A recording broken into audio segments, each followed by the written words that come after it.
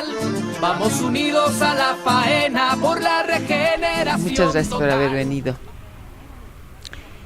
Sí, como decía Toño, lo que vamos a ver, vamos a hacer hoy una charla un poco distinta a la que por lo general tenemos, que es más como oficialista, como más solemne.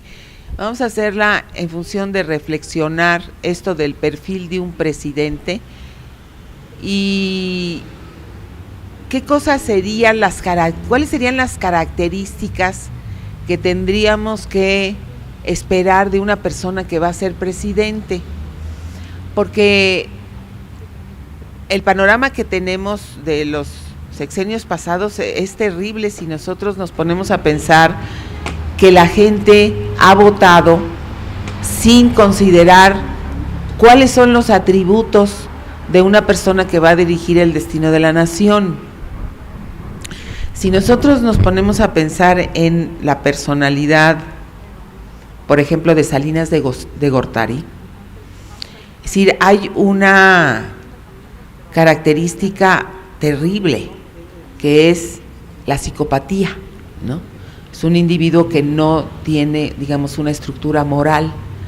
Y no lo digo como una cuestión que a mí se me ocurre, sino por los resultados, ¿no? Es decir, ¿qué hizo con el país? Implica que pues, no hay ética, ¿no? Que lo que quería era el poder. Si vemos las características de Fox, por ejemplo, pues nos damos cuenta que era un individuo maníaco depresivo, ¿no? Yo les estoy hablando desde el punto de vista psicológico y ahí vamos no a profundizar mucho, pero sí a abordar con mayor seriedad este tema de la salud mental del presidente, ¿no? ¿Cuáles son los atributos que se requeriría de una persona que tiene ese puesto, ¿no? Que va a dirigir la nación? Si vemos la personalidad de Felipe Calderón también encontramos pues que es un adicto al alcohol, ¿no? Eso ya está comprobado. Entonces, ¿cómo es posible que en México los ciudadanos no se pongan a pensar, bueno, ¿cómo es este señor? O sea, ¿cuál es su carácter? ¿Cuál es sus atributos personales, ¿no? Cumple con los atributos que tendría que tener una persona de ese nivel. Entonces vamos a empezar por analizar por qué las personas no se ponen a pensar en eso. Bueno, y cuando se ponen a pensar en eso resulta muy deprimente, porque hay mujeres que piensan votar por Peña Nieto porque lo consideran guapo. Es decir, eso es una cosa que habla del ciudadano, pero de una manera muy, muy mala. Es decir, cómo a alguien se le puede ocurrir, quiere decir que no está pensando qué se necesita tener para ser presidente. Bueno,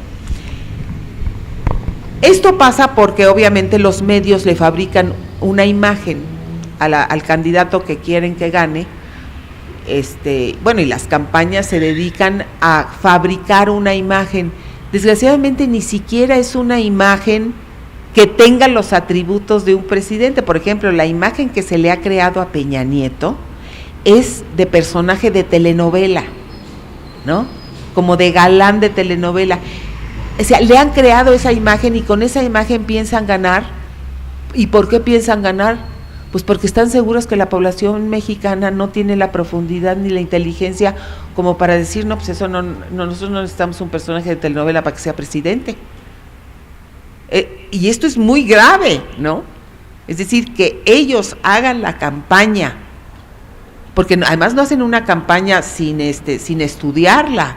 Es decir, sí hay personas preparadas y tecnócratas que de alguna manera sí hacen encuestas y le crean la imagen que necesitan para que gane. Y entonces lo que ellos han sacado es que lo que necesitan es crear ese tipo de imagen, porque la población mexicana va a votar por ese señor que es parte de una telenovela y que tiene además pues todo lo de su esposa. Si realmente no nos venden la imagen de un hombre que tuviera las características que tuviera que tener el presidente, sino otras, y con eso piensan ganar Y nosotros tenemos que pensar que no es que estén tan equivocados, ¿eh?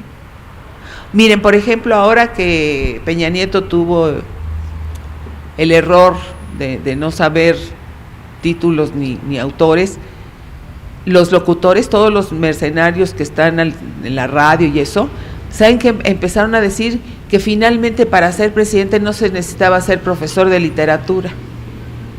Imagínense nada más, es decir, no se trata de simplemente una persona con cultura general y sobre todo con cultura política, pero hubo una andanada de comentarios en la radio y en la televisión diciendo que, bueno, ese error no era tan grave porque pues finalmente no iba para profesor de literatura. Y sí es muy grave, un individuo que no puede nombrar 3 libros,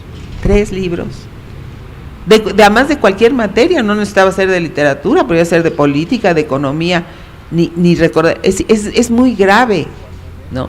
Como es muy grave que Fox tuviera errores de ortografía, que no se supiera el nombre de un autor tan importante como Borges, ¿no? Es decir, eso sí tiene mucha importancia. Pero claro, en un país en donde el promedio es medio libro al año por ciudadano, no, pues sí, dicen, no, pues no es importante, yo he vivido toda mi vida sin leer un libro, leyendo medio libro al año, y no. Martí decía que un pueblo culto es un pueblo libre, porque si uno no sabe, es muy difícil ser libre y es muy difícil atender a la verdad y es muy difícil la justicia porque pues está uno clavado en la ignorancia, y eso es lo que los medios han hecho con el pueblo de México, ¿no? Sembrarles la ignorancia, ¿no? Es decir, haciendo propaganda por cosas frívolas que no tienen ninguna importancia ni ningún interés, que ni siquiera atienden a la lógica normal, a la lógica de esto más esto es igual a esto, ¿no? Entonces, vamos a entrar un poquito a reflexionar, porque ustedes son pues los agentes de comunicación del movimiento. Entonces ustedes tienen que tener todos los argumentos para poder hablar con la gente. Entonces vamos a meternos un poco en esta cuestión de la imagen, no la imagen, sino las características o los atributos de un presidente. Primero que nada, tendríamos que pensar que pues, un presidente debe tener salud, ¿no? Una gente enferma, pues no puede ser presidente pero la salud física y la salud mental. En la salud física nos queda mucho más claro, ¿no? Pero la salud mental es mucho más difícil porque no son psicólogos, o sea, no podemos exigir que la población mexicana sean psicólogos. A los psicólogos sí nos resultaría más fácil determinar, ¿no? Pues, por ejemplo, Fox, desde la mirada que tenía, sí era una mirada a veces como de loco, ¿no? Como cosas así que, ¿no? Y sabemos pues que tomaba Prozac y todo eso porque tenía la cuestión esta de la manía, de la manía y la depresión, ¿no? Entonces, fíjense, en todas las cada vez que se presenta alguien para solicitar un empleo, pues les hacen una batería de pruebas psicológicas para ser simplemente secretaria o para ser gerente o para ser empleado de banco, les hacen una batería de pruebas. Es increíble que el presidente pues no tenga por lo menos una medición de cómo está su salud mental y cómo se podría saber, pues en función de los hechos, ¿no? De las cosas que ha habido en su vida. Ahí se podría decir. Ahora, entonces, quedamos que uno de los atributos que debe tener un presidente es salud y salud mental. Ahora vamos a entrar en un tema que es polémico porque se ha llevado a extremos que no están bien analizados.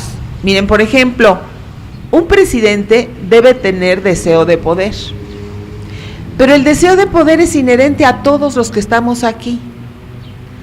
Y no me estoy refiriendo al poder que ustedes están pensando, no, desde que el bebé nace quiere poder caminar, quiere poder hablar, nosotros queremos poder trabajar, queremos poder estudiar, queremos poder comer, queremos poder vestir, queremos poder irnos de viaje, o sea, todo está. Hay un psicoanalista que se llama Adler, que habló de eso, que una de las cuestiones inherentes en la naturaleza humana es el deseo de poder.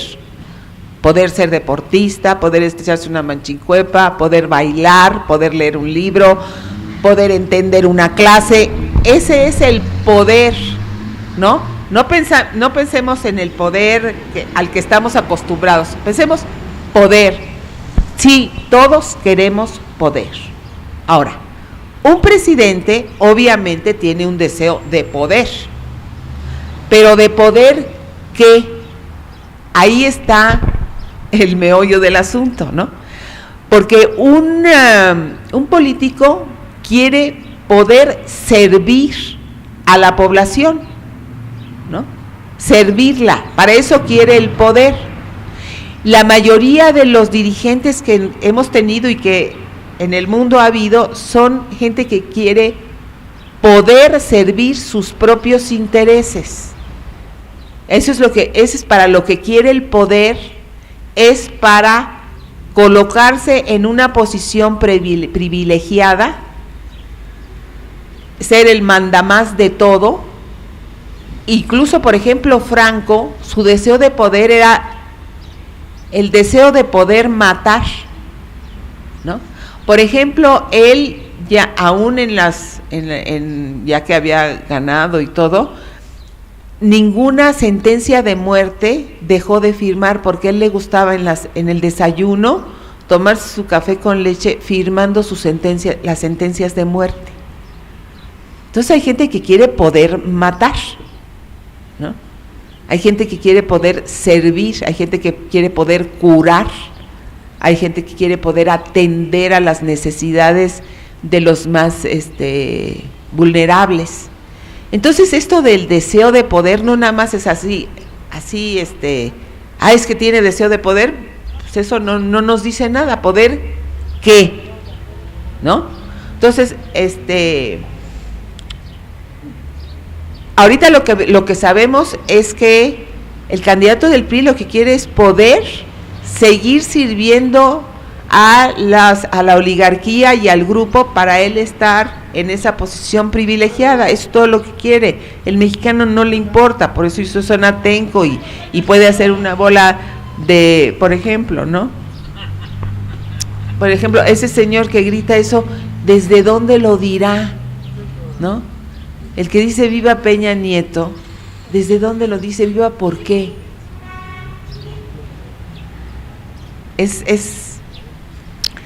Entonces, hablamos de la cuestión del deseo de poder, sí. Tanto Peña Nieto como López Obrador, como Josefina, como quien nos pongan, tienen deseo de poder. Lo que necesitamos determinar es ese deseo de poder, ¿qué?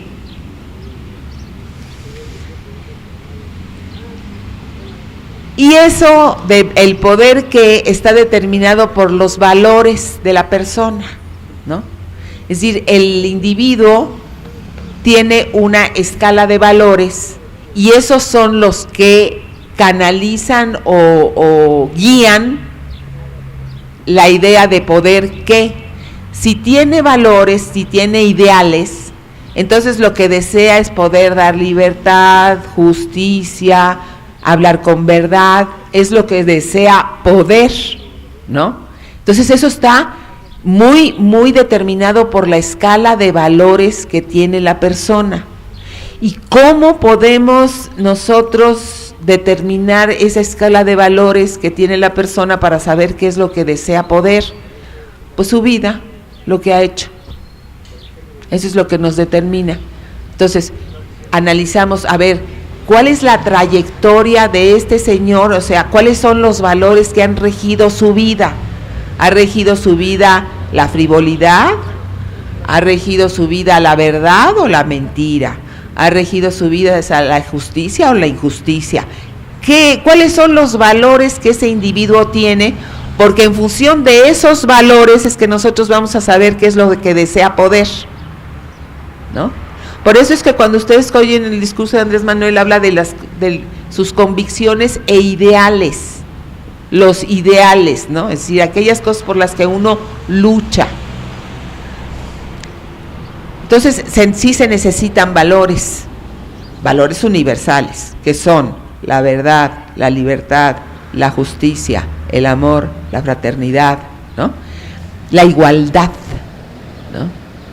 Por ejemplo, estaba yo comentando con Toño que Rajoy, el que ganó ahorita el gobierno español, escribió que la superioridad o la inferioridad, lo escribió en un artículo hace como 2 o 3 años, que la inferioridad y la superioridad del hombre y de la mujer está en su código genético. Se aventó esa. Imagínense el fascismo de ese individuo. Ese individuo piensa que en el código genético está si eres superior o eres inferior. O sea, entonces de ahí va a gobernar. Entonces, ¿qué es lo que ese señor desea poder? Pues desea someter y esclavizar a la gran parte de la población que él considera que en su código genético está su inferioridad y seguirle dando poder a los poquitos que están en la cúpula, porque como ustedes saben, en el mundo entero están pasando las mismas cosas, ¿no?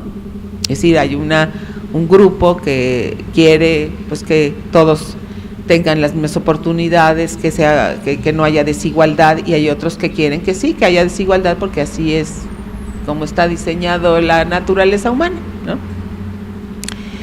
Entonces los valores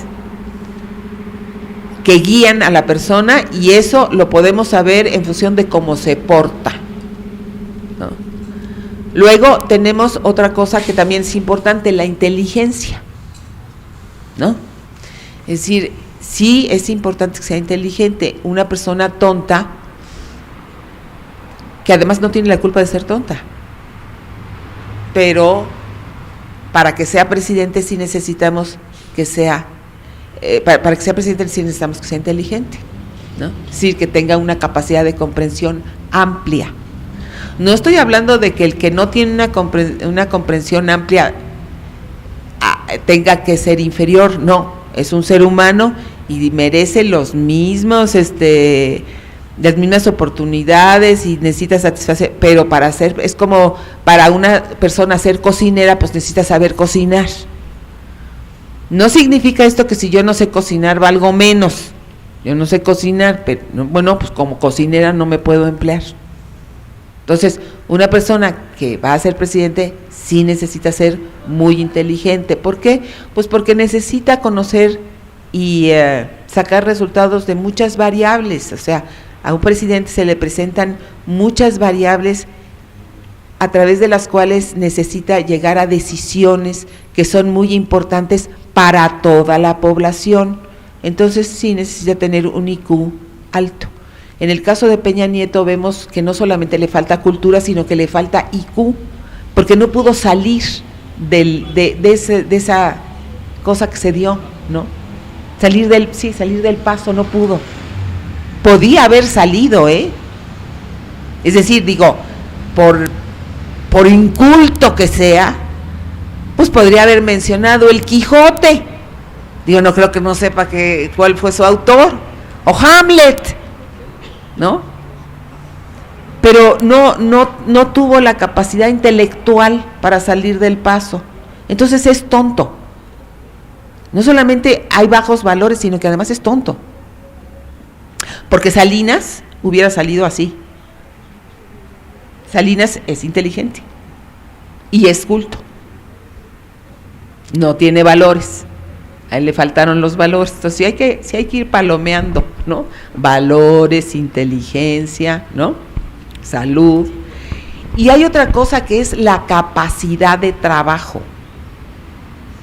O sea, no solamente necesitamos inteligencia y necesitamos valores, sino necesitamos una amplia capacidad para trabajar.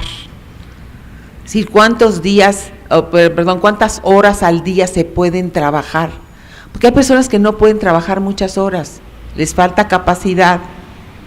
Y hay personas que pueden trabajar muchísimas horas. Hay personas que nada más duermen 5 horas y el resto están haciendo cosas, es decir, tiene que ver con una cierta energía.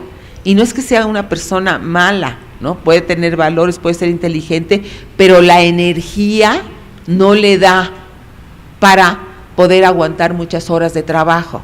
Entonces sí necesitamos una persona que tenga una alta capacidad de trabajo. Y obviamente pues sí necesita cultura. No necesitan ser profesores de biología ni de literatura, no, pero sí necesita una cultura general. Pero esto que es muy sencillo, ¿no? Es decir, parece que estoy diciendo un lugar común, pero por ejemplo Bush era tonto y además era muy inculto y fue presidente de los Estados Unidos en 2 veces, en el país más importante en términos económicos. Es decir, que ¿por qué pasa esto?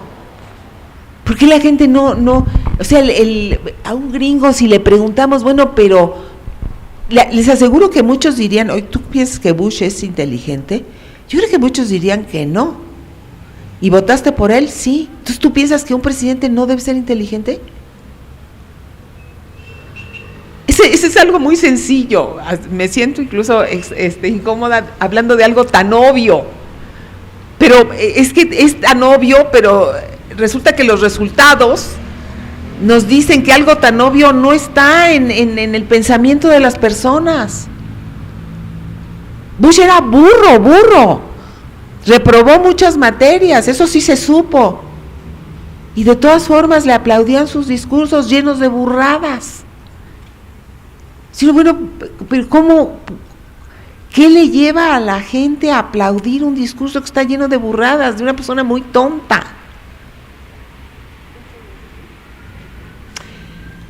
Entonces sí se necesita la cultura, sí se necesita que la persona sepa qué es el mundo, que le guste el cine, la literatura, pues a lo que nosotros tenemos acceso. Sabrá más de unas cosas que de otras. Por ejemplo, López Obrador sabe mucho de historia de México, ¿no? Y bueno, pues sí, es congruente con su quehacer, ¿no? Pero también sabe de poetas, es decir, hay cosas que uno no puede permitir que no se sepan, ¿no? Y una vez yo era directora de una cadena de escuelas y entonces pusimos a competir a las diferentes escuelas en cuestiones de cultura general, ¿no? Y entonces nos llevamos verdaderamente una impresión muy grande cuando vimos el nivel de cultura general que tenían los alumnos, era pero bajísimo. Por ejemplo, hay algo que hasta resulta chistoso, aunque es trágico. Por ejemplo, preguntamos que cuál era el río más caudaloso de Sudamérica.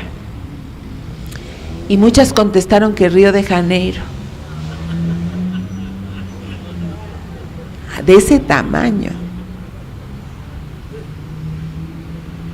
Pues es gravísimo. Si esta persona dónde vive o cómo camina por la calle sin ver, sin oír, sin nada, ¿no? Alguien que no, por ejemplo, hay un programa de televisión en donde le hacen preguntas a los ciudadanos y no saben, por ejemplo, norteamericanos, estadounidenses, no saben dónde está Nueva York, no saben que México colinda en frontera con ellos, no saben. Europeos tampoco saben dónde está México. Es de veras el nivel de cultura es muy bajo en todos los países, pero si nosotros queremos cumplir con una función que tenga cierto nivel, pues sí necesitamos estudiar y sí necesitamos saber de todo, ¿no? Y cuando no sepamos inmediatamente que dicen algo, a ver, ¿de qué es eso? A investigar, no quedarse callado y decir, no, pues no, a ver, ¿qué es eso? Yo he cometido unas cosas, unos errores tremendos. Yo me considero una persona que ha leído toda su vida, pues tengo errores tremendos. Me acuerdo que hace como, pues que será como 25 años. Esto es para que vean que yo confieso mi ignorancia. Una vez me habla una amiga argentina que tengo y me dice, ¿qué te parece lo que pasó? ¿Qué pasó? Me dice, pues mataron a la archimandrita. Y yo no sabía que era archimandrita. ¿Cómo? ¿Y yo? ¿Cómo? Sí, ¿qué te parece? No, pues muy mal. Yo dije, pues eso es lo que tengo que contestar. Sí, es el colmo de la violencia, qué barbaridad, mataron. Pues sí, colgué. ¿Saben lo que a mí se me ocurrió con la archimandrita? Pensé que era como un osito koala. Como que me daba esa idea, ¿no? Y no, pues era este señor que es una jerarca de una cuestión grupal, ¿no? Que lo mataron, ¿cómo se llamaba? Muy famoso. Ya no me acuerdo cómo se llamaba, pero digamos que era una jerarquía, ¿no? Dentro de una secta, pero pues más o menos conocida. Pues no, yo no sabía qué cosa era archimandrita. Pero no hay que, inmediatamente que colgué le pregunté a mi esposo, oye, ¿qué cosa es archimandrita? No, pues, ay, qué barbaridad, yo pensé que era un osito koala, y le dije, pues que qué lástima, porque también me hubiera dolido que hubieran matado a un osito koala. Pero entonces, sí es muy importante que todo lo que nosotros no sepamos, digamos, no, a ver, explícame, no sé esto, ir al diccionario, ¿no? Que dónde está Vietnam, a ver, ¿sabemos dónde está Vietnam? ¿Sabemos dónde está Tailandia? ¿Sabemos más o menos, por ejemplo, el mapa de África? No nos lo sabemos. No sabemos qué está pasando en Costa de Marfil. Y si nos dicen, a ver, ¿dónde está exactamente el Congo? Entonces sí es importante, Osetia del Sur, por ejemplo, ¿dónde está? ¿No? A mí me impresionó mucho, fíjense que yo tuve una experiencia muy así impactante en Madrid, porque fui a comprar unos boletos para una música africana y me recibió un africano que era de Senegal. Y entonces pues estábamos comentando, y es mexicana, pues sí, soy mexicana. ¿Y qué creen que me dijo del Senegal? Me dijo, ay, Felipe Calderón les hizo fraude, ¿verdad? De Senegal. Yo no sé ni quién es el presidente de Senegal, mucho menos si les hicieron o no fraude. Pero sí me impresionó mucho que alguien de Senegal supiera del fraude y me dijera el nombre de Felipe Calderón. Ahorita estaba platicando con Toño que también, por ejemplo en Cuba, la gente está informadísima. O sea, saben todo. Por ejemplo, mi hijo estuvo en Matanzas hace como 15 años y junto a la casa donde él se hospedó había un edificio que estaban construyendo y, pues mexicanos, sí, no sé qué, y estos cuates le empezaron a platicar a Carlos sobre Morelos, Hidalgo, de cuando tal batalla, o sea, sabían de la guerra independentista de nuestro país, los maestros de obra del edificio de junto. Entonces, hay países en los que sí hay un nivel cultural alto, por tanto, sí valoran que sus jefes de Estado tengan un nivel cultural alto. Bueno, de Cuba ni se diga Fidel Castro, yo creo que ahorita es el más sabio de todos, porque además no solamente sabe y ha estudiado, sino que lo ha vivido, ¿no? Ha vivido todo. Yo creo que es el ser más sabio que hay ahorita, ¿sí? Por eso las reflexiones de él siempre hay que leerlas, porque él sabe muchísimo, ¿no? Pero volviendo a nuestro tema, sí es muy importante que los dirigentes, que las gentes que están tomando decisiones que afectan nuestras vidas, tengan cultura, Sí es importante, es decir, a mí me hubiera gustado que cuando este locutor de radio dijo que no era necesario que Peña Nieto supiera de literatura, hubiera caído alguna llamada que le dijera, no señor, sí es importante que haya leído 3 libros y se sepa sus autores. ¿Cómo no va a ser importante para ser presidente? Porque además ni siquiera era cuestión nada más de literatura, podía haber dicho cualquier tipo de libro. O sea, sí es muy grave. No nada más es como para el cotorreo y ay, no se supo, no, como si fuera cualquiera de nosotros. A lo mejor cualquiera de nosotros nos pasa eso, pero nosotros no estamos de candidatos para dirigir un país. Si un señor que va a dirigir un país, sí necesita haber leído al menos 3 libros y saber cuáles son sus autores, ¿no? El hecho, por ejemplo, que un presidente beba, pues sí es muy importante que sea, como que sea alcohólico. Bush era alcohólico también. O sea, sí es muy importante que un presidente no sea adicto a algo.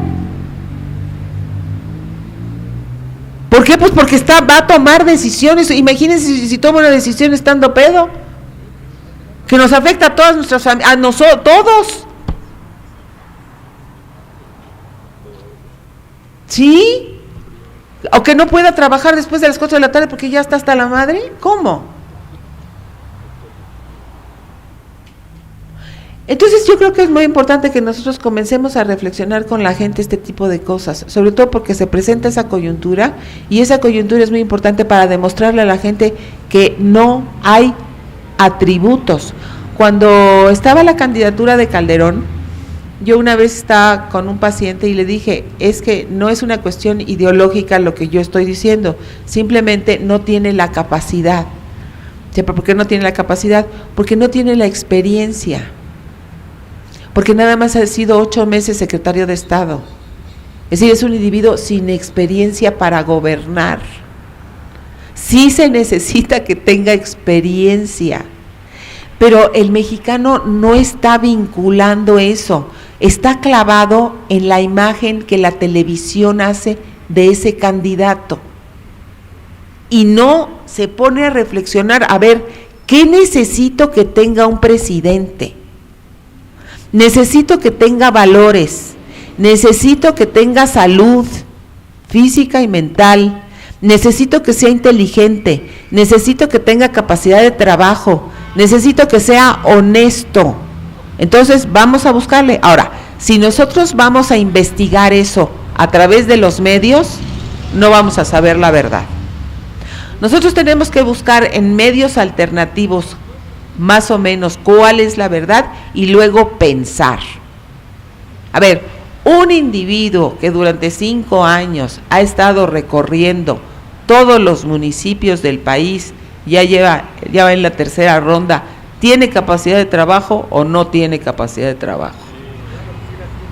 ¿Está dedicado, realmente su idea es servir al pueblo o no? Porque si no fuera a servir al pueblo, pues estaría reuniéndose con los banqueros, como los otros, ¿no? Se reúnen con las cúpulas, a los pueblos los abandonan, y vale madre que sea el municipio, les aseguro que ni siquiera la geografía nacional la conocen. Les aseguro que si ustedes le preguntan a Peña Nieto, a ver, dame 3 ríos importantes de México, no se lo sabe, se los aseguro. ¿Pero qué tal cómo mandó a matar en San Mateo Atenco? ¿Cómo mandó a matar a las mujeres? Ahí estaríamos hablando de un tipo que no tiene valores, de un psicópata. Si fue un jefe de Estado, ¿qué puede pasar cuando sea de la República? Así es. Va a ser el triple de lo que está haciendo Calderón. Así es. O sea, entonces, nosotros sí sabemos cuáles son los atributos de Peña Nieto. Uno, sabemos que es violento. ¿Por qué? Lo sabemos. No lo estamos. Tenemos hechos que comprueban que es violento. Sabemos que es tonto. No pudo salir del paso. Sabemos que es inculto, ¿no? Y es guapo, dada las características que nos han dicho que sea guapo. A mí no me parece guapo, sí. Eso es por la televisión. Sí, sí. Entonces, es bien importante saber esto porque se van a encontrar muchas personas que dicen que hay que cuestionarlas, saber por qué. ¿Cuál es el atributo que esa persona tiene para regir el destino de un país? Claro, si nosotros nos podemos estudiar cuáles son los atributos de los tres, digamos, Vázquez Mota, que seguramente es la que sale, por el PAN de Peña Nieto y de Andrés Manuel, bueno, Andrés Manuel les lleva una distancia enorme, pero además es obvio. Entonces decimos, a ver, si es obvio la distancia que hay en los atributos personales entre los tres candidatos, ¿por qué no estamos arriba en las encuestas? O sea, ¿cuál es la razón? Porque es por mucho. O sea, si fueran entre Vázquez Mota y Peña Nieto, pues a lo mejor no hay mucho. Esta mujer a lo mejor está un poquito mejor porque escribió un libro, pues ¿saben cómo se llama el libro? Hazme viuda, señor. Ese es el libro que escribió esta mujer. Bueno, pero la distancia es muy grande en valores, además comprobado, ¿no? Es decir, cuando Andrés Manuel fue jefe de gobierno, luchó por la igualdad y porque se le diera a los adultos mayores y que si las madres solteras, sí estuvo, digamos, en función de los valores éticos, ¿no? La honestidad, todo eso. En inteligencia, muchísimo más hábil que los otros, pero por mucho. En cultura.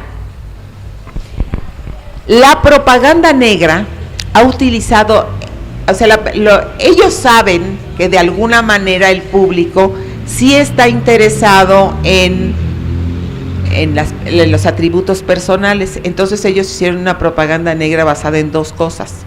Una fue que estaba enfermo de poder, ¿se acuerdan?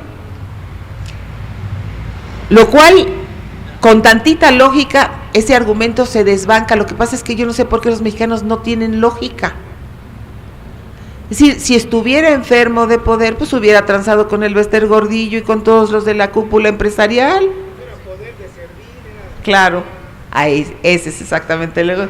No, es que él tenía poder de servir, no de poder de ser presidente, ¿no? Pero entonces no es cierto que se enfermo de poder. Y la otra que dijeron es que estaba loco, ¿no? Que está loco. Pero si ustedes le preguntan, ¿está loco por qué?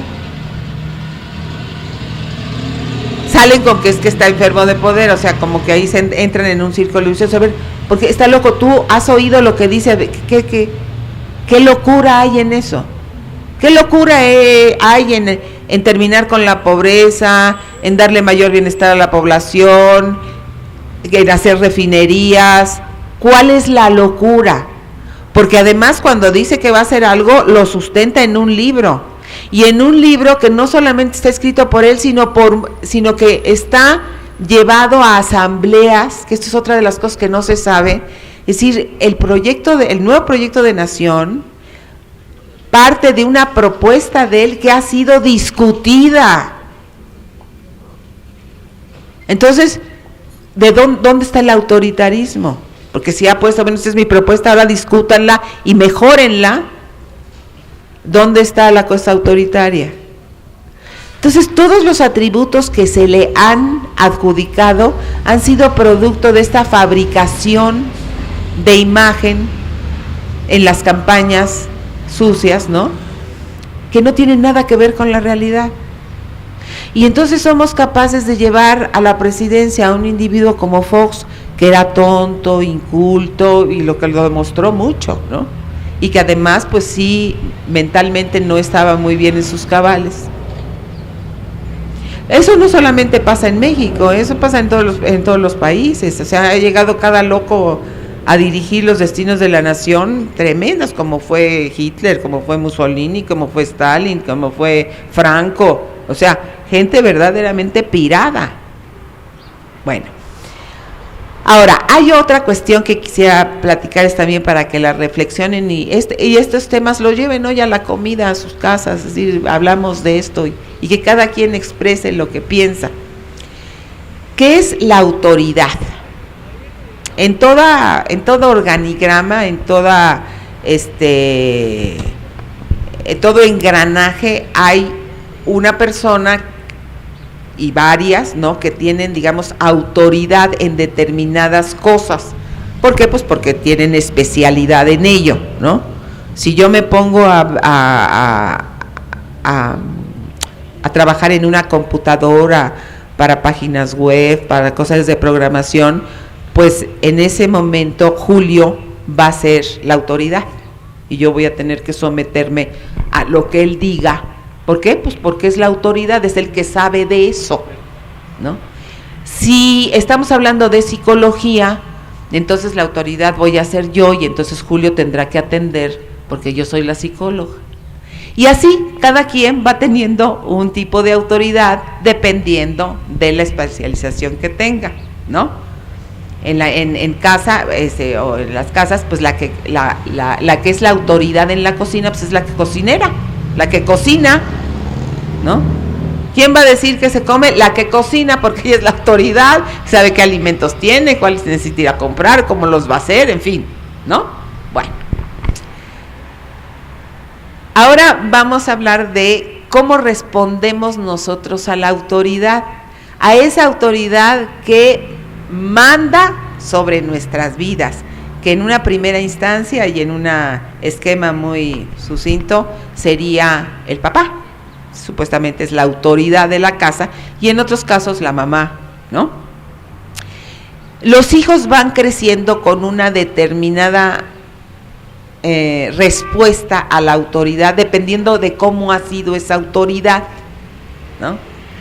Hay personas que les tocó un papá muy agresivo, muy de mano dura, muy firme, muy estricto, sobre todo a las gentes de mi generación. Bueno, nosotros ya íbamos saliendo, pero había papás, por ejemplo, el papá de mi papá, no se podía hablar en la mesa sin su permiso, ¿no? A ese grado ejercía una autoridad brutal sobre los hijos. Ya luego se fue relajando, ¿no? Y ahora los que no pueden hablar son los padres de la mesa. Ya la autoridad ha pasado de mano. Pero la reacción, esta reacción que nosotros tenemos a la autoridad y que comienza en casa con el que manda en la casa, sea padre, abuelo, hija, quien sea, después nos los vamos a encontrar reproducida en el maestro o la maestra, ¿no? Y sabemos que hay personas que reaccionan en contra de la autoridad a fuerzas, ¿no? Si la autoridad está diciendo algo bueno, de todas formas lo que no quieren es atender a la autoridad, y eso pasa mucho en la adolescencia, les choca la autoridad. Y hay otros, si nos vamos al otro extremo, que están acostumbrados a tener una imagen de autoridad de padre amoroso, ¿no? El padre que es comprensivo, que es proveedor, que te escucha. Entonces hay dos tipos, digamos, hay un rango amplio, pero digamos que va del estricto al relajado, ¿no? El que no es permisivo para nada, el que es permisivo totalmente. ¿Y cuál sería la figura autoritaria que a nosotros o que mejor convendría para el desarrollo del ser humano? Pues convendría alguien que esté dentro de lo amoroso, pero que tenga cierta firmeza, ¿no? Entonces, esta reproducción de la figura de autoridad que se va dando en la vida, que empieza por el padre, luego por el maestro, luego por el jefe, luego por el presidente o por el juez, es decir, todos aquellos que tienen una autoridad, se va creando en el ser humano a partir de cómo fuimos tratados nosotros dentro de nuestra familia, cómo fue nuestro papá, o en el caso de que la autoridad haya sido la mamá, cómo fue nuestra mamá, cómo impuso las reglas, las impuso a partir de te callas y haces esto, o mira, debes hacer esto por esto y esto y esto otro. Hay un psicoanalista que se llama Erich Fromm que habla sobre la autoridad irracional y la autoridad racional. La autoridad irracional es el que te dice tú haces esto porque yo mando, y la autoridad racional, es decir, tú haces esto porque te conviene hacerlo por esto y esto y esto y esto otro, y como yo estoy al servicio tuyo y necesito que tú te desarrolles bien, entonces esto es lo que te conviene, y entonces te convence amorosamente.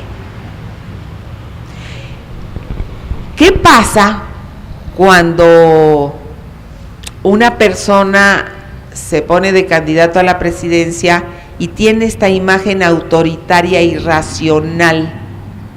Y todos dirían, no, pues la mayoría, no, sí, hay mucha gente que va a votar por él porque su figura paterna, su figura de autoridad, tiene esas características de irracionalidad. Parece mentira, pero pues así es, en la mayoría de los casos, quien tuvo un padre agresivo va a votar por un presidente agresivo, de mano dura. El que tuvo un padre amoroso va a votar por un presidente amoroso, comprensivo, que escucha. Pero hay un autor que se llama George Lakoff que dice que en general un 20% de la población va a reproducir a su padre autoritario, en el caso de que así sea, y va a votar por un franco o por alguien que lo tenga cortito y no le permite hacer las cosas, está acostumbrado a esa autoridad. Y otro 20% de la población nunca va a poder votar por un padre así, sino por uno amoroso, porque así fue como él entendió la autoridad desde la infancia. Pero hay un rango en el medio de 60%, que ese va a votar por uno o por otro según la propuesta que se le haga. Y ese es el 60% que nos importa, ¿no? Convencer a las personas de lo que necesitamos es ser más amorosos, porque lo que está sucediendo en el país es de una violencia y de un odio brutal. Es decir, dejen ustedes la violencia de los 50,000 muertos, sino que el sistema que nosotros tenemos capitalista provoca que seamos enemigos todos, ¿no? ¿Por qué? Pues porque hay un pastel muy chiquito que repartir. Porque no es todo México el que se reparte, sino una partecita. Y entonces esa partecita, la gran parte de México se reparte entre muy poquitos. Y a todos los demás nos toca un pastelito de este tamaño, entonces todos somos enemigos porque queremos que nos toque siquiera una migaja. Si México se repartiera equitativamente, pues no nos pelearíamos ni tendríamos ese odio el uno contra el otro, sino seríamos solidarios. ¿Por qué? Porque tú tienes y yo también tengo. Porque si tú tienes tu casa, yo también tengo la mía, y porque si tú puedes ir al médico, yo también puedo ir, y si tú tienes educación, yo también puedo, y si tú tienes tierra, yo también tengo. Es decir, la igualdad es muy importante para que haya amor entre los seres humanos. Por eso hay que pugnar por la igualdad. Y fíjense que este es un círculo vicioso. Si tú amas a tu prójimo, lo que quieres es que todos tengamos lo mismo, ¿no? Y si todos tenemos lo mismo, pues también tú amas a tu prójimo, porque ninguno está por encima de ti, ¿no? Ejerciendo una autoridad irracional y mandándote a matar, o robándote, o toda la serie de delitos que se cometen dentro de un sistema, pues que es injusto por principio, porque el principio del sistema capitalista es totalmente injusto. De lo que se trata es de acumular capitales, y los capitales los acumula muy poca gente y toda la demás se queda sin nada. Sin embargo, en una tendencia socialista, lo que necesitamos es que todos tengamos de todo. México es suficientemente grande y suficientemente rico para que todos viviéramos muy bien, para que todos tuviéramos todo. Claro, lo que se necesita es honestidad y que haya un dirigente que procure eso. Pero no solamente el dirigente, sino todos. Es decir, esta no es este movimiento de regeneración nacional no es un movimiento que lo tiene que hacer un solo hombre, por bueno que sea. Es un movimiento que lo tenemos que hacer nosotros principalmente. O sea, somos los actores más importantes. Si nosotros no lo hacemos, él no puede nada. Lo matan a la primera de cambio, se acabó el movimiento. somos nosotros, y mientras más seamos, pues más posibilidades hay de tener una república, ¿no? Una república, como dijo, república amorosa, en donde todos tengamos todos. Pero fíjense cómo inmediatamente la derecha empieza a criticar que se hable del amor. Inmediatamente lo tachan de cursi, cuando ya atacar la palabra amor, de veras que se necesitan pantalones, porque la palabra amor no la puedes atacar por ningún lado, ¿no? Si es lo que nos da vida. Si no hubiera amor, ninguno de nosotros estaríamos aquí, porque no somos producto del amor. Entonces, y aún que seamos, en el caso de que fuéramos productos de una violación que no hubo amor, de todas formas somos productos del amor, porque somos producto del amor materno que nos crió. O sea que de todas formas, todos los que estamos aquí hemos sobrevivido por amor, porque el amor es vida, ¿no? El amor es lo que da la vida desde el psicoanálisis. Y el odio, pues lo que da la muerte. Y por eso tenemos tantos muertos, porque sí estamos dentro de una cultura de odio. Por ejemplo, esas personas que pasan y nos gritan ¡viva Peña Nieto!, ese grito es de odio. Porque si nosotros pasáramos y estuvieran teniendo una asamblea de Peña Nieto, no le gritaríamos nada más nos pasamos y decimos ¡ay estos!, ¿no? Si generalmente es mucho más agresivo el de derecha. Sí trata de burlarse, de imponerse, ¿no? Esa es la cosa autoritaria. Todo eso es parte de una forma de pensar en donde privan la desigualdad, la represión. Sí tenemos que colocarnos dentro de este pensamiento que nos va a permitir mayor bienestar a todos, y que es bien importante que se dé ahora, porque si no, de todas formas vamos a seguir luchando. O sea, de todas formas, el movimiento de regeneración nacional tiene que seguir siempre, y es de los ciudadanos. Pero si nosotros dentro de este movimiento lográsemos tener, aunque sea 6 años, que es bien poquito, un presidente que le cambie el rumbo a este país, entonces podemos avanzar un poco más, porque si no vamos directo al despeñadero. Es decir, lo que pasa es que los medios nos ocultan realmente lo que está pasando. En México hay muchos millones de pobres, ¿no? 60 millones de pobres. Es decir, nuestros recursos se los están robando las transnacionales. Hay unas injusticias verdaderamente espantosas. Muchos de ustedes ya las saben, muchos de ustedes las han sufrido, pero muchas gentes de la clase media no las saben ni las han sufrido, ni se dan cuenta de la situación, no se dan cuenta, y no se dan cuenta porque así como eligen un dirigente que nada más ve para sus intereses personales y su deseo de poder es de poder él, también se nos ha creado una cultura que lo único que nos importa es nosotros y nuestra familia, y si nosotros y nuestra familia tenemos trabajo y estamos bien, pues ¿qué nos importa que haya 60 millones de pobres que hayan matado 50,000 personas? Esa forma de sentir y de pensar, pues nos va a llevar a la destrucción, porque en un momento dado nos va a tocar a nosotros. Es decir, muchos de los que ahora están luchando, pues porque les mataron a sus hijos, antes no habían luchado, les empezaron a luchar porque ya les tocó a ellos, y nos puede llegar a todos, ¿no? Entonces, la clase media, por lo general, siempre está queriéndose identificar con la cúpula, no quiere que se le llame pueblo, porque el pueblo pues es pobre, es feo, trae zapatos desgastados.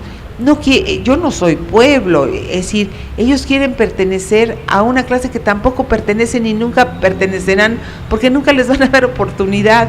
Pero incluso en publicidad se le dice un tipo aspiracional, y un tipo aspiracional es un tipo blanco, muy bien vestido. Sí, y uno voltea a ver al pueblo mexicano, nadie está, ni fenotípicamente es así, ni está vestido como ese señor. Entonces estamos plagados de espectaculares, de cosas con las que no nos identificamos para nada. para nada. Y eso nos devalúa. Y al devaluarnos, no nos sentimos con ánimo de luchar, sino que decimos, bueno, pues ya ni modo nos van a poner a Peña Nieto, así me han contestado algunos taxistas.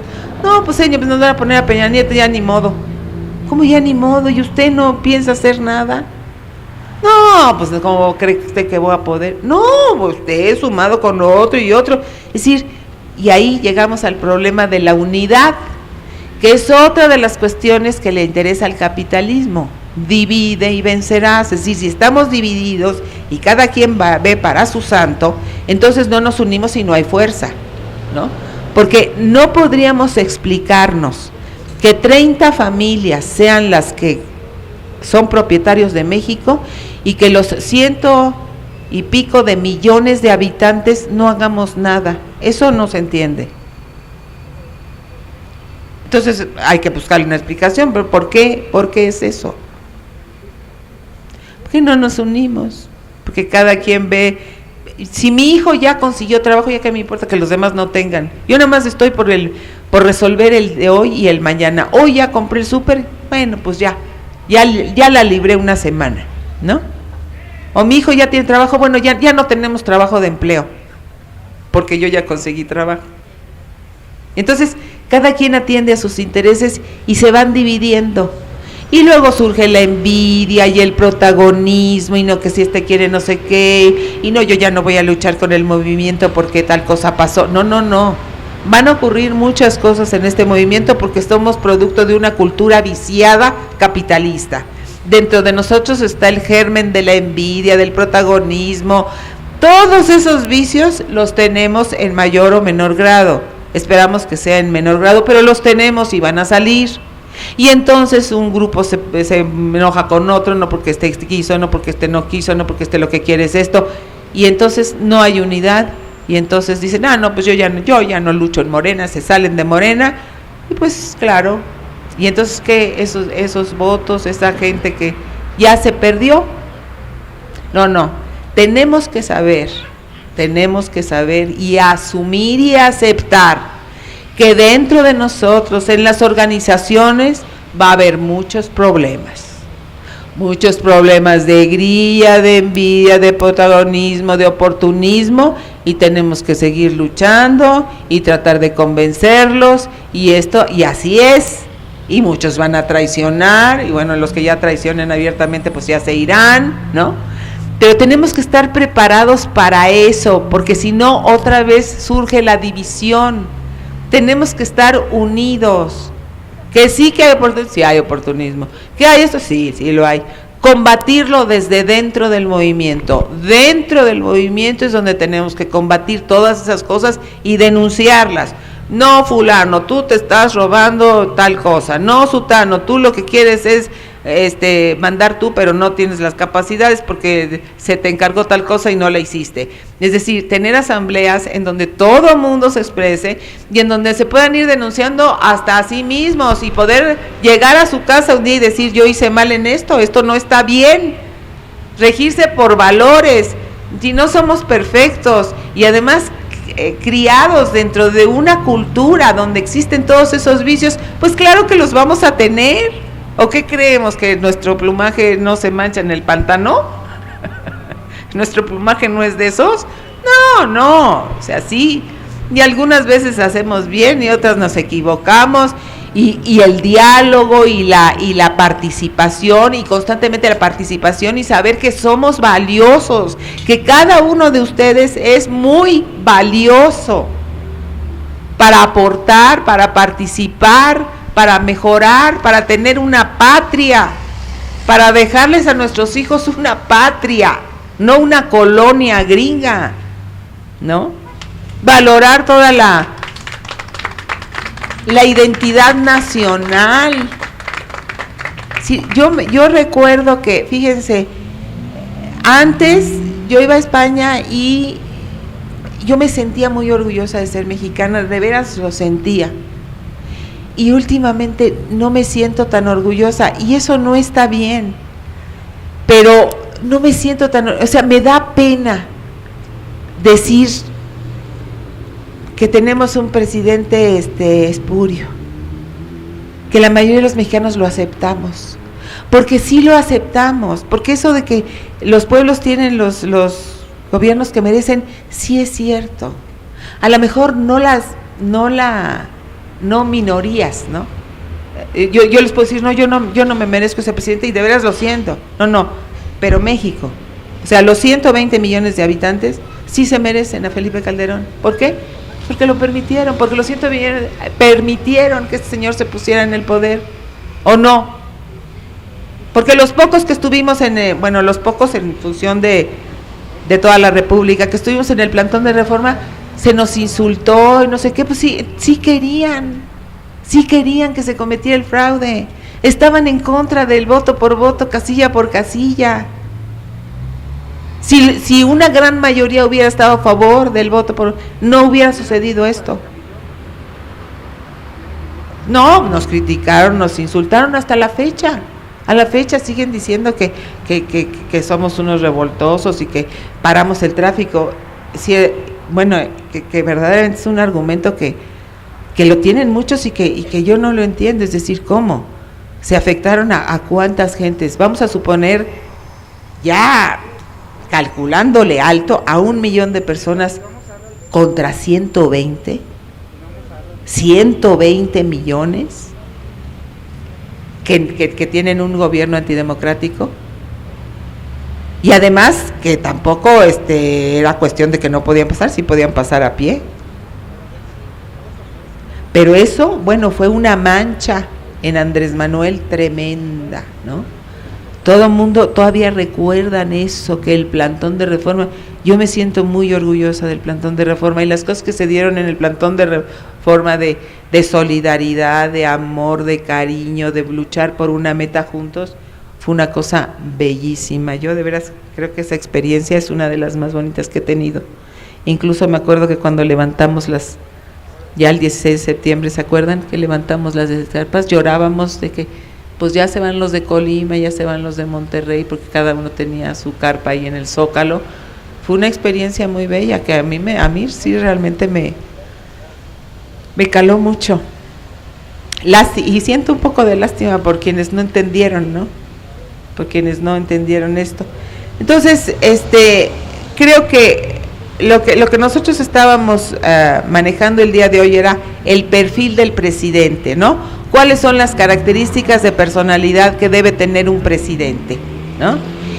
Y después nos fuimos, y bueno, nada más como resumen, que tenga salud mental, que tenga valores, que sea inteligente, que tenga capacidad de trabajo y que sea culto, ¿no?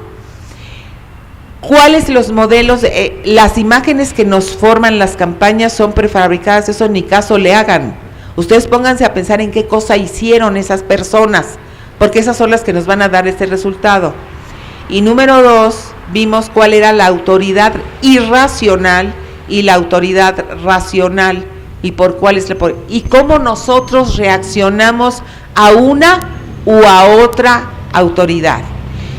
Y hemos terminado en ver cuáles son los atributos que nosotros tenemos que tener para pertenecer al Movimiento de Regeneración Nacional, ¿no? Y sí, tenemos que tener valores. No necesitamos ser tan inteligentes, porque no vamos a manejar nada más allá que nuestra propia conducta, ¿no? Pero sí necesitamos tener valores, necesitamos tener salud, necesitamos estudiar, sí necesitamos estudiar, y de acuerdo con la capacidad que cada quien tenga, empujar para que este movimiento sea un movimiento amplio, incluyente, en donde tengamos tolerancia a la diversidad. A lo mejor tú tienes una forma de limpiar las lentejas muy distinta a la mía, bueno, pues tú límpialas como tú las limpias y yo las limpio como yo las limpio. No nos pongamos a pelear, o a lo mejor yo aprendo de cómo tú las limpias o tú aprendes de cómo yo las limpio. Pero sí tenemos que convivir y no fracturarnos. La izquierda siempre se ha distinguido por fracturarse. Tenemos que tener unidad, ¿no? con nuestras diferencias, nos pelearemos entre nosotros, discutiremos en las asambleas, en donde podamos, pero vamos a unirnos y a organizarnos. Es decir, a qué comité, dónde voy, reparto el periódico, veo que me voy a dedicar a cuidar el voto. Es decir, en dónde entro en el engranaje que estamos conformando, porque véanlo así, como una maquinaria, como un engranaje, en cada uno de nosotros es una tuerca, ¿no? Y en unos momentos alguien es la autoridad y en otros momentos otro es la autoridad, dependiendo de lo que se trate. Si se trata de contabilidad, la autoridad tiene que ser un contador. Si se trata de computación, pues se necesita un programador de computación. Si es política, pues un político. Si es psicología, pues una psicóloga. Si es literatura, pues un literato. Es decir, todos nosotros tenemos, si es la cocina, la cocinera, si es hasta el que barre la calle tiene la autoridad de decir quítese de ahí porque aquí tengo que limpiar yo. Perfectamente, ahí él es la autoridad. Es decir, todos tenemos una autoridad dependiendo de nuestra especialidad y tenemos que ser movibles, ¿no? A veces yo, a veces tú, ¿no? Dependiendo. Porque solo así vamos a poder cambiar este país y espero que todos tengan, digamos, la noción de que se necesita un cambio, porque se extrañarán, pero hay mucha gente que piensa que estamos bien. Y piensa que estamos bien y muchas veces es porque ellos particularmente están bien. Pero hay veces que ellos ni siquiera están bien y les empieza a cuestionar, ¿tú estás bien? ¿Pero cómo? Si no puedes, si debes 3 meses de renta, no sé qué, ¿cómo que estás bien? Es decir, tienden a negar la situación, ya sea porque no quieren darse cuenta de cómo viven los demás o porque ni siquiera quieren darse cuenta de cómo viven ellos mismos y no vinculan que la situación política de México afecta la vida personal de cada uno de nosotros. Es decir, ¿sí? Es decir, todo lo que se maneja políticamente tiene que ver con sus relaciones de pareja, sus relaciones con sus hijos, está vinculado todo. Y todos tenemos que participar en política, todos, porque si no, no vamos a salir. El presidente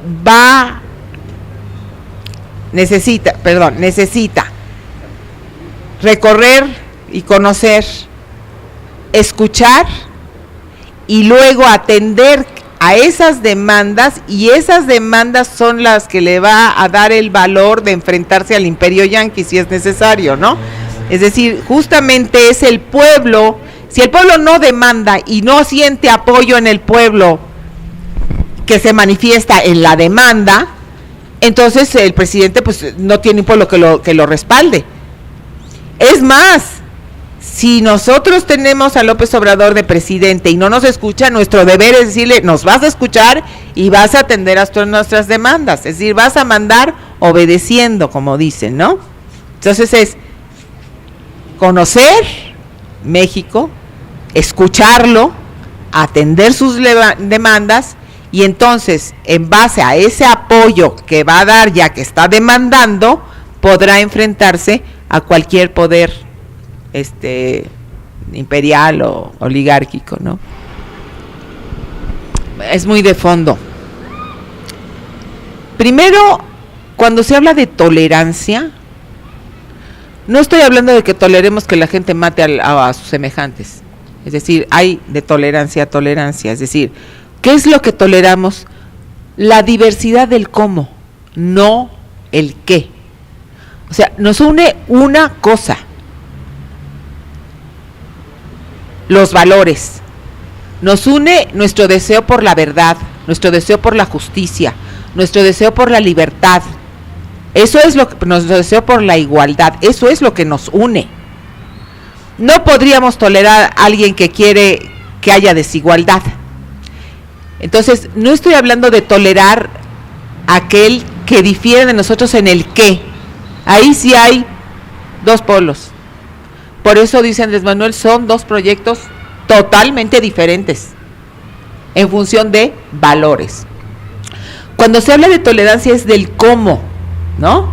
Es decir, dentro de la izquierda hay varias corrientes, hay unos que son trotskistas, otros que son leninistas, otros que son chavistas, otros que son fidelistas, es decir, en el cómo, ahí es donde tenemos que dialogar y llegar a una conclusión democrática, ¿no? Es decir, cómo nos vamos a organizar, es decir, esas son nuestras diferencias. Nuestras diferencias, la tolerancia es pues la tolerancia a la diversidad. Hay unos que son homosexuales, hay otros que son heterosexuales, hay unos que son blancos, otros que son negros, otros que son amarillos, otros son bajitos, otros son altos. Es decir, esa es la tolerancia a la diversidad y de eso estamos hablando y del cómo llegar y ahí pues a través de una actitud democrática. En el que no hay tolerancia. O sea, yo no tolero a un asesino de niños, por ejemplo, que incluyente no, para nada incluyente, se va a la mierda, pues no. Ahora, cultivar el odio de clases no, es decir, nuestra lucha de clases es que no haya clases. Nosotros no queremos que haya la clase alta, la clase baja, la clase media, es decir, eso es un absurdo. Eso es una sola clase de ciudadanos y se acabó, ¿no? Es decir, existe, obviamente, y de eso tenemos que estar totalmente conscientes. No, y luchar en contra del odio. O sea, porque es luchar en contra del odio de clases y luchar por una sola clase. Sí, incluso ya como quitarnos eso, es decir, hablar de la situación económica de las personas, pero ya no etiquetarlas en clases. Yo creo que eso de que la clase alta y la clase baja y la clase media y la prole y la no sé qué, no, es un individuo que tiene ingresos económicos bajos, punto. ¿No? O es un obrero, o es un empresario, o es un artista, pero el clasismo, pues es la desigualdad. O sea, cualquier cosa, el racismo, el clasismo, el sexismo, es tender a la desigualdad. Es decir, a que por determinadas características se coloca dentro de un grupo que se diferencia del otro. Ellos lo practican. Así es. Porque muchas veces incluso hasta dicen que el pobre le tiene envidia al rico. Se salen por ahí. Es decir, para ellos la justicia no existe, o sea, no es por justicia social, sino dizque por envidia, ¿no? Incluso el clero también lo señala así, a veces. Sí, aquí, compañero. La mentira. Es que nosotros tenemos la cultura de la mentira, es que nosotros nos mentimos entre nosotros. Es decir, a veces nos decimos mentiras. Entonces, tenemos que abogar por la verdad. Pero fíjate que en el Estado de México ganó Erubiel. O sea, la mentira gana. ¿Por qué gana la mentira? Porque todos nosotros hemos estado educados bajo la mentira y nosotros decimos mentiras. No le decimos al amigo que no queremos ir a su fiesta porque nos sentimos mal, sino que tuvimos un compromiso y no es cierto. Es decir, nos decimos mentiras. Entonces hay que empezar por lavarse uno para exigir la verdad, porque si no nos vamos a identificar con el mentiroso. Porque yo con qué cara le voy a decir, tú me estás haciendo una mentira si yo también miento. Es decir, nosotros también tenemos que decir la verdad, ¿no? Es decir, que haya, pero además también porque no se informan, ¿no? Es decir, y la mentira neoliberal es brutal y está a la vista, ¿no? Pero señalaste también otra cosa, que el poder, hablando de poder del principio, el poder lo tenemos nosotros, no el presidente. Es el poder del pueblo, el que le dice al presidente lo que tiene que hacer y entonces él desde su figura de autoridad lo ejerce. Y tenemos que acostumbrarnos a sentirnos poderosos, nosotros somos el poder. Tendría que haber 4 poderes, si no es que 5, poder ejecutivo, poder legislativo, poder judicial y poder popular. El poder popular es una cosa que tenemos que incluir en la Constitución, pero es decir, con poder de decisión y con poder de presupuesto también. O sea, el poder popular tendría que tener también un presupuesto. Comunidades donde hay grupos que tienen el poder, que hacen sus presupuestos y le dicen al Ejecutivo, nosotros necesitamos aquí 2 hospitales, 3 escuelas, tal cosa, señor, mándenos ustedes los recursos, aquí está el estudio, y él ejecutar la orden que nosotros le estamos dando.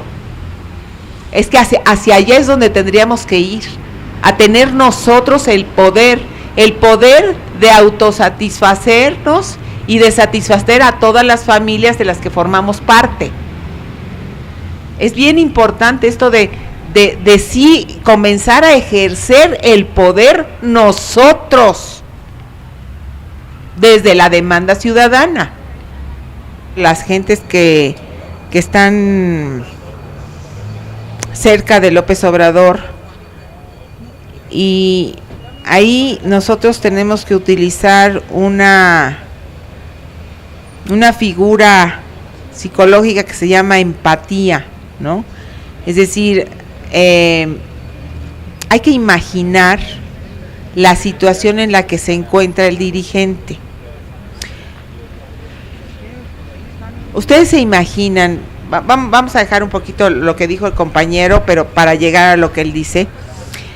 ¿Ustedes se imaginan la cantidad de personas que se le acercan a López Obrador con una actitud oportunista?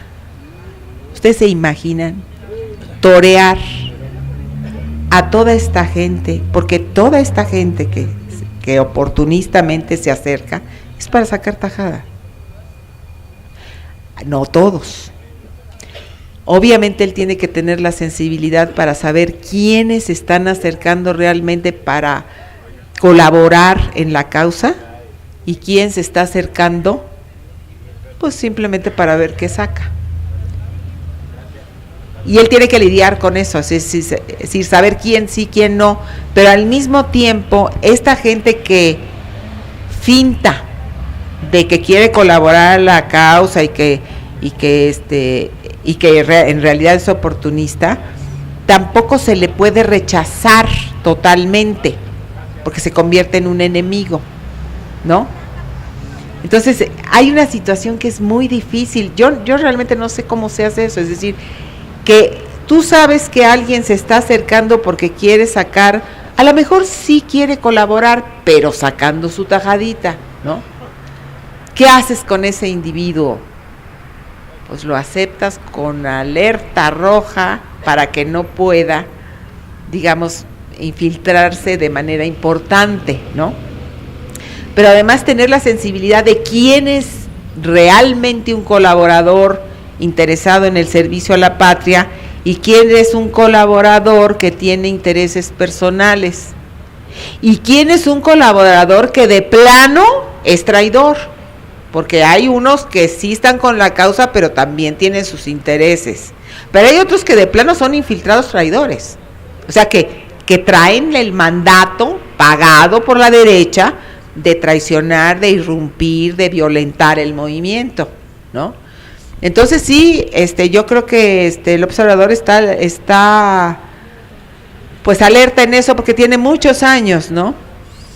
Y y sí tiene que estar tratando de cernir aquellos elementos que realmente estén con intenciones de luchar por la patria y de no estar viendo a ver qué cosas sacan, ¿no?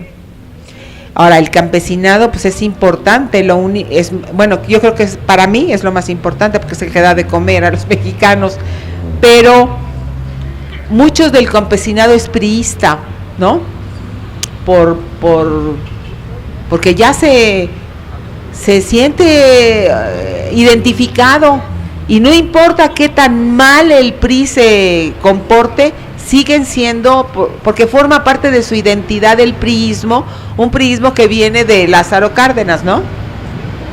Sí, panismo también. Sí, ahí los campesinos que están por el movimiento de tierras y todo eso, pues son los que tienen que llegar más cerca de López Obrador para que sean, digamos, el apuntalamiento hacia todo el campesinado, ¿no? Complicado, compañero.